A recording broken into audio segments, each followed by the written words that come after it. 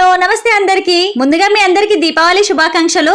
దీపావళి వచ్చేసింది కదా, ఒక చిన్న చిట్కాతో అయితే మీ ముందుకు వచ్చాను. మన ఇంట్లో ఉండే పాత కంచులని కొత్త కంచులుగా మార్చడం ఎలానో నేను చూపిస్తాను. ముందుగా పాత కంచులని కొంచెం సర్ఫ్ వేసి నీట్ గా కడుక్కొని పక్కన పెట్టుకోవాలి. మీ అందరికి దీని గురించి తెలిసే ఉంటది. దీన్ని జాజు అంటారు. అదే ఇంటి ముందు అలుకుతాం కదా ముగ్గు వేయడానికి. ఈ జాజు 10 రూపాయలు ఉంటుంది. పూజా స్టోర్ లో అయితే దొరుకుతుంది. కింద ఒక న్యూస్ పేపర్ అయినా లేకపోతే ఒక పాత క్లాత్ అయినా వేసి రెడీగా ఉంచుకోవాలి. ఎందుకంటే కింద బండలు కంటకుండా.